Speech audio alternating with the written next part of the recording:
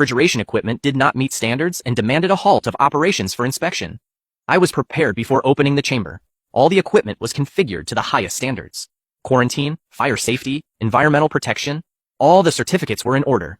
The inspector reviewed for 2 hours and could not find any errors. In the end, he left with nothing after being dismissed. If someone lowered their voice and said, "Boss, today," someone saw that it was his uncle who went to report him to the administration? I nodded. I had these tactics that afternoon. The daily flow of my camera feed reached 150, surpassing my uncle's business, and the news spread quickly through the market. Everyone said there, at dusk, that he had truly triumphed. In front of my uncle's stall, creditors gathered, demanding their payments to block my supply. My uncle hoarded merchandise at the local dock, selling it at high prices, and even joined forces with other stalls to push prices up. His capital chain began to tighten. The fish mortality rate stayed very high, and he lost many customers. His situation was getting harder. If Alan truly gave the number for his uncle's fridge, it broke again today. A whole box of king crabs died, costing at least $80,000. I knew that machine number well. Last summer, when it failed for the first time, I stayed awake for 36 hours straight to repair it. I know each part, every quirk of it, but now it is no longer my responsibility. As night fell, the boss called him to say that his friend also wanted to buy merchandise from me. He owns another restaurant chain in the city, with a weekly order of at least $70,000. I agreed to visit him. The next day, after I hung up, I stood before the fridge. The stall across from me was still lit behind the glass. I could see my uncle there, alone, with a pile of invoices before him. He looked grayer. Her figure looked oddly worn. I looked away and shut the chamber door. Tomorrow a batch of wild yellow corvinas should arrive soon. The client has already reserved 200 units in the market today. They started whispering in private, saying that my uncle's stall wouldn't last long. His old refrigeration units fail constantly. Fish mortality has risen to 100% indeed. Many loyal customers have begun moving to my side. Quite. If he finished organizing the batch and said excitedly, "Boss, we have a net profit of 500 this month." I looked at the figures in the ledger, feeling calm indeed now. 500 is nothing compared to my uncle's era, but to me, it is the first fortune that truly belongs to me. Late at night, I closed the chamber ready to rest. As I passed my uncle's post, I saw he was still at it, trying to repair machine 3. His movements were rather clumsy. Obviously, he didn't understand any of those circuits and pieces. I stayed for a little while watching from outside, but finally I turned around and left after my camera's daily flow had stabilized at 150. When my uncle started a price war the next morning, word spread through the market. All the seafood at my uncle's stall had a 1% discount, a loss leader liquidation. Many retailers, upon hearing the news, rushed to their own stalls. If someone came to ask me, "Boss, we should lower the prices too." I shook my head. I know exactly what he's doing. My uncle wants to ruin me with a price war, forcing me to lower prices and lose money, or to watch my customers leave. But he got one thing wrong. My cost is 1% lower than his, and my supply is more stable. Crucially, I don't need to compete with him on price. I asked him if he would buy a batch of thermal boxes and cold delivery vehicles. I'll improve service by betting on the high-end route with zero mortality. And be punctual if I didn't understand it well. He said everyone competes on price. Doing this is subtle. I said, at the end of a price war, what matters is who lasts longer, not who wears me down. It's better to take another path for the following 3 days. I didn't lower prices. On the contrary, I focused all energy on service before each batch leaves warehouse. I personally review it to ensure that there isn't a single dead fish. The delivery time is precise with a tolerance of half an hour when the customer needs the goods at that moment. I deliver it first. Indeed, some retailers were drawn in by my uncle's low prices. But very soon problems arose that made it hard to lower the prices now.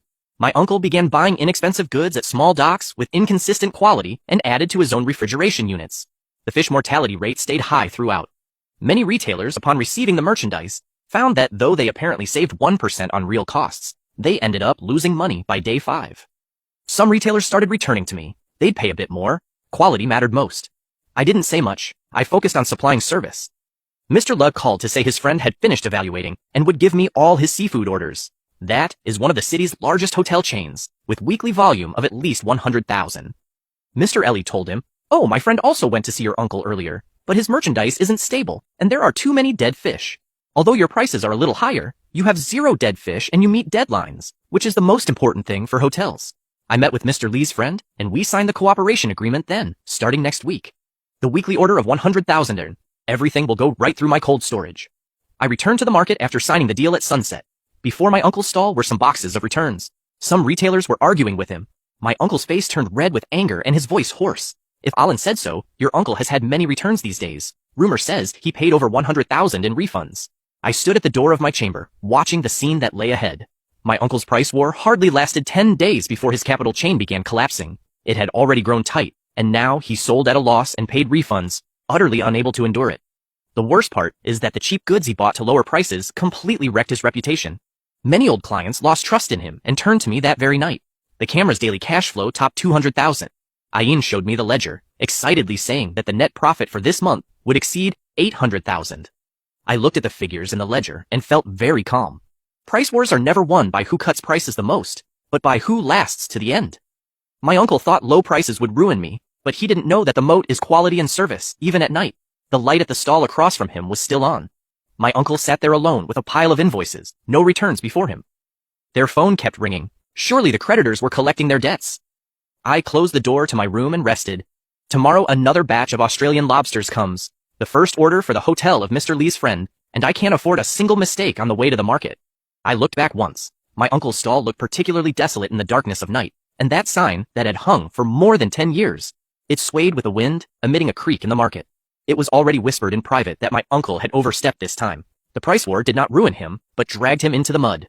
Others said that by following this trend, my uncle's post wouldn't last. This month, I didn't take part in those talks. I simply kept doing my work in silence the next morning. That batch of Aussie lobsters arrived on time. I checked the goods, sorted them, and distributed them. Achieving a full, perfect service when Mr. Alu's friend received the merchandise, he added, 50% more was added to his order on the spot. He had already lost this price war.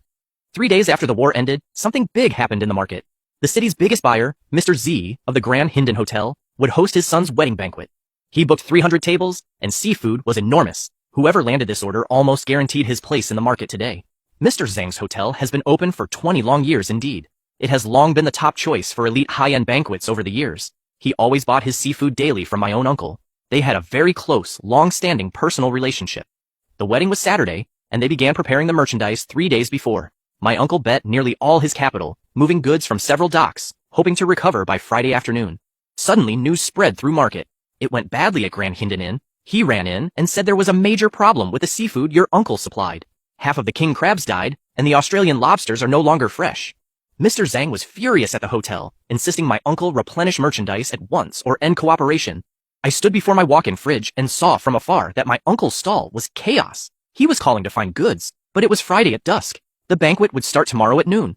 There was no way to bring goods from outside. And about the local docks, I'd already offended them all with their high-priced, aggressive buying. Now, no one wants to sell to him at 6 p.m. The owner Zhang came to market in person. He is about 50 and usually very kind, but this time his face was pale.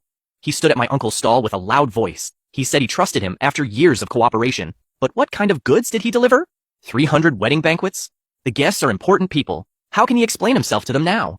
My uncle was sweating buckets, non-stop apologizing, saying he'd find a way to replace it. He said that if by 10 o'clock he didn't deliver quality products, there would be no more business between them. The owner turned around to leave, and he just happened to see me standing in front of the door to my cold storage. He was stunned, came closer, and asked me if I was there. I nodded, and the owner asked me directly, "Do you have merchandise right now?" "I need 50 king crabs, 80 Australian lobsters, and 100 kilos of coral grouper. Everything must stay alive and in shape. You could deliver it to the restaurant by 10 p.m. I checked the inventory in my warehouse. It's not enough today.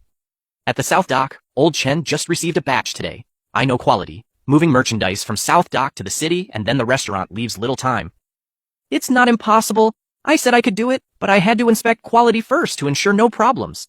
The owner looked at me briefly in silence for a few seconds and nodded. He said it was his son's wedding, and no mistakes at all.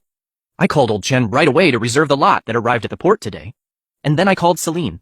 We loaded the freezer truck and went to the South Dock. By the time we arrived, it was 7:30. Old Chin already had everything ready. I checked them one by one, making sure they were alive. After checking, we loaded immediately and headed back. We arrived at the market at 9 o'clock. Ain and I sorted through the night without missing a detail, and by 9:40 the merchandise was loaded, and we headed for the Hindon restaurant. On arriving there, it was exactly 9:55.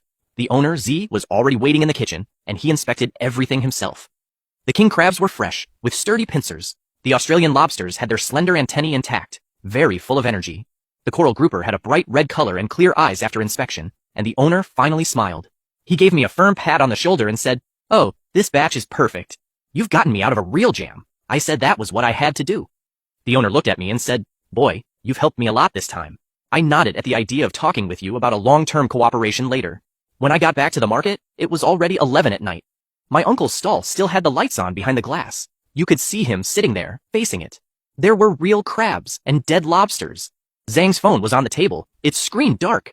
Zhang, the owner, probably wasn't answering his calls anymore. If Alan called him boss, his uncle is finished. The Hindon restaurant. He's the city's biggest client. Losing him would practically leave him with no chance to recover. I didn't answer. I simply shut the walk-in fridge door tomorrow. I must go to the restaurant to help ensure the wedding goes very well indeed. On Saturday, the wedding day, I reached the Hindon restaurant very early. The kitchen was chaotic. I oversaw seafood prep. The king crab was perfect. The Sammy of Australian lobster was delicious. The steamed grouper was tender. The owner warmly greeted the guests in the hall, continually glancing toward the kitchen with a bright, inviting smile. At noon, the wedding began. Guests at the 300 tables praised the seafood dishes. Some business owners asked right there to the owner where the goods came from, and he answered with a smile. It is supplied by a market youth, something truly hard to say aloud. Lately, at 3 in the afternoon, the owner called me to his office and asked the waiter to seat us there, near the back door. He lit a cigarette and said, "Ah, this time, all thanks to you, if I hadn't lost my reputation." The owner Zhang waved his hand, saying that after so many years with my uncle, things were good at first, but these past 2 years have grown worse. What matters to him is profit, and he is arrogant, and when problems arise, he never admits fault. He only makes excuses about what happened at the wedding. It has become clear to him. The owner said, "Oh, from now on all seafood for the restaurant will come from you, 2 locations, and at least 200 in volume. On a weekly basis, can you guarantee the supply? I guarantee it. The source at the southern dock is stable, and the quality is assured. Also, I have professional cold chain distribution. Here is the collaboration contract. It takes effect next month. With this order closed, the daily cash flow of my refrigerated warehouse can stabilize above 300 komac, and I will fully surpass it now, the highest level my uncle reached. What kind of market am I opening on the way?" I got calls from owners who attended the wedding banquet, asking if I could supply them. I wrote down their contacts one by one, with certainty to visit them now. What's whispered in the market? He's secured the Hindon Hotel order, and his business will take off at 8 o'clock at night in front of my warehouse. He watched my uncle's stall on the other side. The light was still on, but the interior was empty. Only he sat there. He had a pile of invoices before him and kept using the calculator. If someone came closer, lowering his voice, the boss said, "I've heard your uncle went today to beg clemency from Mr. Zhang, but he wouldn't even let him in. They say all the merchandise your uncle prepared for this banquet was a loss of at least 300. Since I said nothing, I simply lit a cigarette. This time, my uncle is really finished. The hotel lost its biggest client. Its payment chain has collapsed, on top of losses from the previous price war and usurious loan interest, and it can no longer endure in the market today. There are whispers that it may not make it to the very end of the month. They say old freezers are completely useless. They have no fix. The next day I visited the owners I met at the banquet. They own famed city restaurants and demand high-quality seafood. I took them to the warehouse for them to see the goods. I explained the source at the southern dock and the distribution. Everyone was very satisfied. They signed the collaboration contract on the spot, with Hindon Hotel's order. Now, I have 5 dining places. Over the long run, with a weekly volume above 400, as if Lindy said it with excitement, "Boss now, for the team, of course. Now we've really taken off, guys." I looked at the contract in my hands and felt calm from the start to this moment. In less than 2 months, not only have I established myself, but I've secured higher quality clients in the market. That afternoon, I went to the South Dock to speak with Lao Che and the others. Regarding the supply, Lao Che said there was no problem. They had 2 more ships ready to assign to keep supply steady. On the way back to the market, it was dark. I saw my uncle's stall. There was a group of creditors at the door, shouting for him to pay them. My uncle was there, with his hair in disarray, and his pale face seemed to have aged 10 years. "If, Alan," said the boss. "I heard that your uncle went to the bank today to apply